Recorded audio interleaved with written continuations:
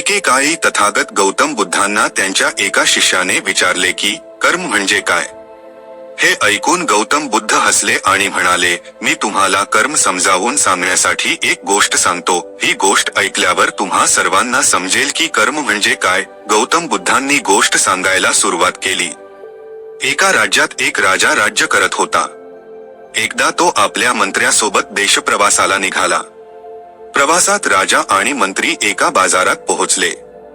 त्या बाजारात राजाचे लक्ष एका दुकानदाराकडे गेले. त्या दुकानदाराला पाहून राजाला वाटले की उद्या या दुकानदाराला मृत्यूदंड द्यावा. राजाने ही गोष्ट आपल्या मंत्र्याला सांगितली. मंत्री खूप चिंतेत पडला. त्या दुकानदाराचा दोष काय होता हे त्याला समजत नव्हते. दुकानदाराशी बोलता कोणताही विचार न करता महाराज असा निर्णय का घेत आहे.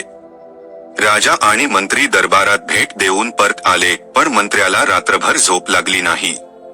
सकाळी उठल्यावर मंत्र्याने एका सामान्य माणसाचे रूप घेतले आणि तो त्या दुकानदाराकडे गेला आणि दुकानदाराला विचारले, तुम्ही काय विकता. दुकानदाराने उत्तर दिले, मी चंदन विकतो. मग मंत्र्याने आजूबाजूच्या लोकांना दुकानदाराबद्दल विचारपूस करायला सुरुवात केली. सर्वांनी सांगितले की दुकानदार कोणाशीही बोलत नाही, तो नेहमी उदास असतो. मंत्र्यांच्या लक्षात आले की मंत्री पुन्हा दुकानदाराकडे गेले आणि त्याला विचारले, तुम्ही इतके उदास का असता. दुकानदार म्हणाला, मी उदास असतो कारण लोक माझ्या दुकानात येतात, चंदनाचा वास घेतात आणि म्हणतात की ते खूप सुंदर आहे, त्याचा सुगंध खूप छान आहे, पण कोणीही विकत घेत नाही. त्यामुळे मी खूप उदास असतो. दुकानदाराचे बोलणे ऐकून मंत्र्यालाही वाईट वाटले. त्याला वाटले की मालात काहीच अडचण नसताना दुकानातली एकही वस्तू विकली गेली नाही, म्हणून दुकानदार का दुखी व्हावा. मंत्री विचार करू लागले की हा दुकानदार आपल्या दुखांमुळे इतका दुखी असतो, पण राजाला या दुकानदाराला फाशी का द्यायची आहे. या विचाराचे उत्तर मंत्र्याला अजून मिळाले नव्हते. मंत्र्याने पुन्हा दुकानदाराला विचारले, भाऊ, मग तुमच्या दुकानातील सर्व चंदनाच्या काड्या अशाच पडून राहिल्या तर तुम्ही काय कराल. दुकानदार रागाने म्हणाला, हो, मला माहित आहे की माझ्या चंदनाच्या काड्या अशाच पडून राहतील, कोणीही त्या विकत घेणार नाही, म्हणूनच मला वाटते की आपल्या देशाचा राजा लवकरात लवकर मरण पावला पाहिजे. जर तो लवकर मेला तर त्या राजदरबारात त्या राजाच्या अंत्यसंस्कारासाठी मी माझ्या चंदनाच्या काड्या दिल्या असत्या, ज्यातून मला काही पैसेही मिळाले असते आणि या बाजाराव्यतिरिक्त इतर लोकांनाही माझ्या चंदनाच्या काड्यांबद्दल कळले असते. मग कदाचित काही लोक माझ्या दुकानात चंदनाच्या काड्या विकत घेण्यासाठी येतील. दुकानदाराचे बोलणे ऐकून मंत्र्याला सर्व काही समजले, परंतु मंत्री अत्यंत चलाख आणि बुद्धिमान असल्याने त्याच्या मनात एक विचार चमकून गेला. मंत्र्याने त्या दुकानदाराकडून चंदनाच्या काही काड्या विकत घेतल्या. त्या खरेदीमुळे दुकानदाराला थोडे पैसेही मिळाले आणि त्याला थोडा आनंदही झाला. तो मंत्री चंदनाचे लाकूड घेऊन दरबारात परतला. दरबारात पोहोचल्यावर मंत्र्याने चंदनाच्या त्या काड्या राजासमोर ठेवल्या आणि म्हणाला, हे राजा, चंदनाच्या या काड्या तुम्हाला त्याच दुकानदाराने भेट म्हणून दिल्या आहेत, ज्याला फाशी देण्याचा विचार तुम्ही काल करत होतात. राजाने त्या चंदनाच्या लाकडाचा वास घेतला आणि त्याला त्या लाकडाचा सुगंध अत्यंत आवडला. तो म्हणाला, चंदनाच्या या काड्या अत्यंत सुगंधी आहेत. दुकानदाराच्या या अनोख्या भेटीमुळे राजा अत्यंत प्रसन्न झाला. त्याने मंत्र्याला काही सोन्याची नाणी दिली आणि म्हणाला, जा, ही सोन्याची नाणी त्या दुकानदाराला देऊन ये आणि त्याला सांग की आजपासून जेव्हा कधी राजवाड्यात चंदनाच्या लाकडाची गरज भासेल तेव्हा केवळ तुझ्याच दुकानातून चंदनाचे लाकूड खरेदी केले जाईल. मंत्री हसू लागला आणि मनात विचार करू लागला की आता त्या दुकानदाराला फाशी देण्याचा विचार राजाच्या मनात कधीच येणार नाही, कारण आता राजदरबारासाठी चंदनाची व्यवस्था करण्याची जबाबदारी कायमस्वरूपी त्या दुकानदाराकडे सोपवण्यात आली होती. मंत्री ती सोन्याची नाणी घेऊन पुन्हा त्या दुकानदाराकडे गेला. निकडे राजाच्या मनात विचारचक्र सुरू झाले की तो दुकानदार खरोखरच एक अत्यंत चांगला माणूस आहे.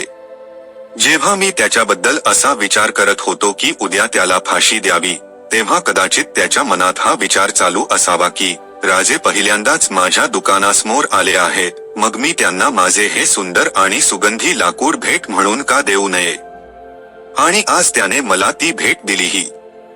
समजण्याजोग्या कारणास्तव मी मात्र त्याला फाशी देण्याचा विचार करत होतो. इकडे मंत्री त्या दुकानदाराकडे पोहोचला.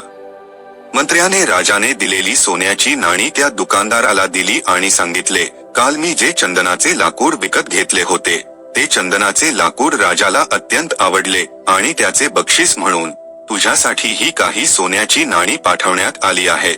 हे ऐकून तो दुकानदार अत्यंत आनंदी झाला. त्याच वेळी मंत्र्याने त्या दुकानदाराला असेही सांगितले की आजपासून पुढे जेव्हा कधी राजदरबारात चंदनाची गरज भासेल तेव्हा चंदनाच्या सर्व काड्या केवळ तुझ्याच दुकानातून घेतल्या जातील. मंत्र्याचे हे शब्द ऐकून तो दुकानदार अतिशय सुखावला. मंत्र्याने त्या दुकानदाराला विचारले, अरे बंधू, तू राजाबद्दल इतका वाईट विचार का करायचास? पण बघ ना, राजा तुझी किती काळजी घेतो. राजे किती चांगले असतात. राजा आपल्या प्रजेबद्दल कधीच वाईट विचार करत नाही. दुकानदाराने मंत्र्याच्या म्हणण्याशी सहमती दर्शवली आणि अत्यंत खजील होऊन राजाबद्दल मनात बाळगलेल्या आपल्या वाईट विचारांबद्दल तो पश्चात्ताप करू लागला. तो दुकानदार मंत्र्याला म्हणाला, मी राजाबद्दल किती चुकीचा विचार करत होतो. राजा खूप चांगला आहे. राजा अत्यंत सज्जन आहे. ईश्वर करो आणि राजाला दीर्घायुष्य लाभो. हे ऐकून मंत्रीही खूप प्रसन्न झाले. त्यानंतर मंत्री तिथून परत राजदरबारात निघून गेले.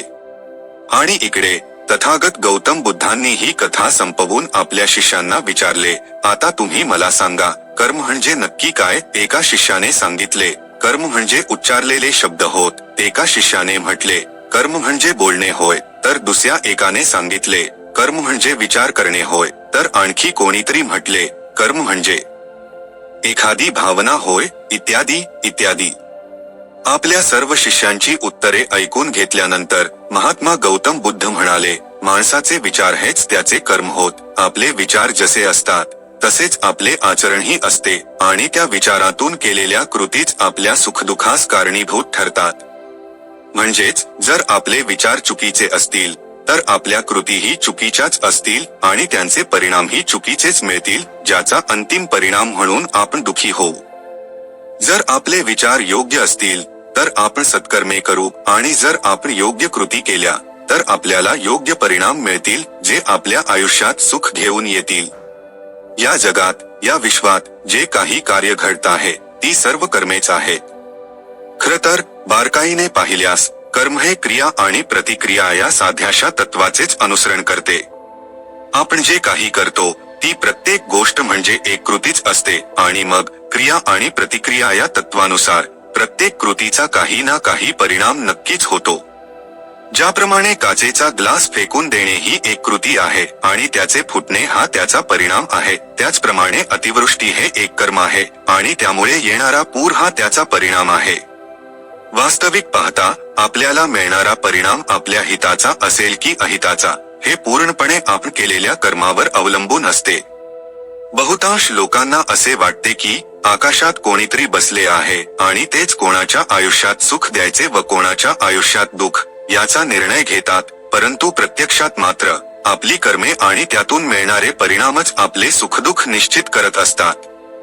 म्हणूनच आपल्या भारतीय परंपरेत असे म्हटले जाते की तुम्हीच तुमच्या नशिबाचे निर्माते आहात. खरं तर कर्माचाच परिणाम म्हणजे नशीब होय आणि आपण कशा प्रकारे वागायचे किंवा कर्म करायचे हे पूर्णपणे आपल्याच हातात असते.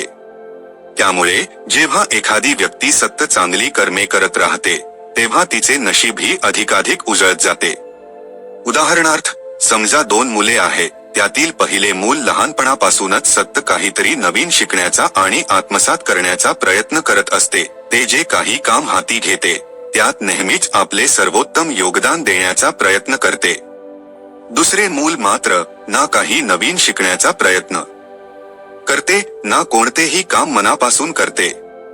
कालांतराने पहिले मूल आपल्या आयुष्यात अत्यंत यशस्वी व्यक्ती बनते, तर दुसरे मूल मात्र अनेक वर्षांनंतरही आपल्या आयुष्यात संघर्षच करत राहते. आता पहिल्या मुलाकडे पाहून दुसरे मूल सहजपणे असे म्हणेल की त्याचे नशीब चांगले होते, परंतु वस्तुस्थिती अशी आहे की त्या मुलाची कर्मे चांगली होती आणि या चांगल्या कर्मांचा परिणाम म्हणून त्याचे नशीबही उजळले.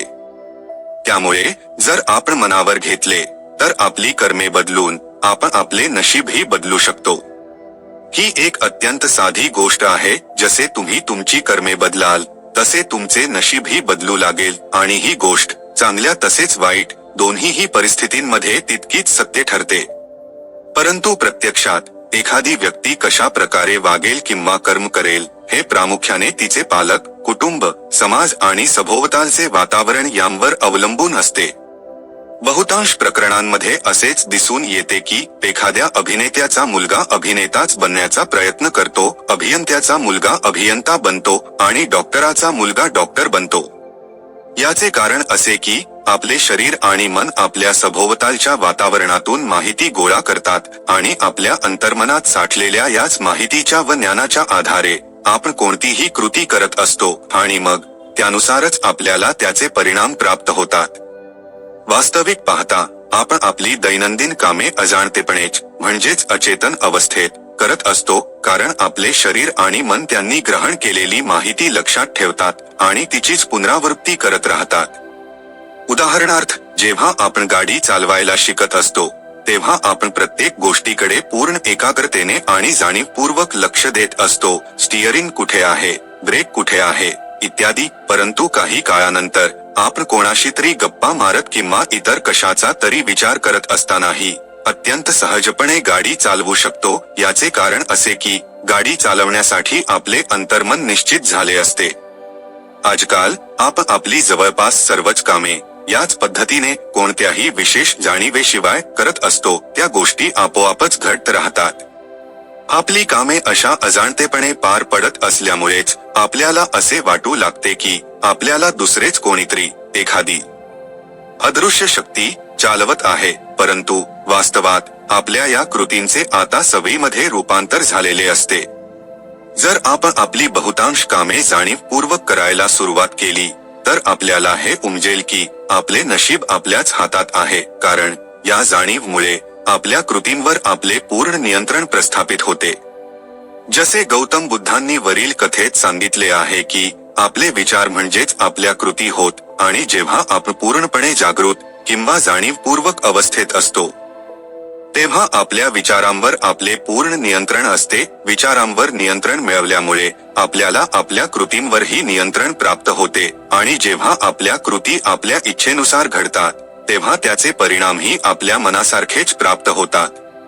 म्हणूनच गौतम बुद्धांनी मनावर नियंत्रण ठेवण्यावर विशेष भर दिला आहे. त्यांचे म्हणणे असे की जेव्हा एखाद्या व्यक्तीचे मन पूर्णपणे शुद्ध होते तेव्हा त्याच्या मनात वाईट विचार येणेच मुळात कसे शक्य होईल आणि मग तो वाईट कृत्ये तरी कशी करेल. म्हणूनच गौतम बुद्धांच्या संपूर्ण तत्वज्ञानाचा आणि शिकवणुकीचा मुख्य गाभा हा मनाच्या शुद्धतेवरच आधारलेला आहे.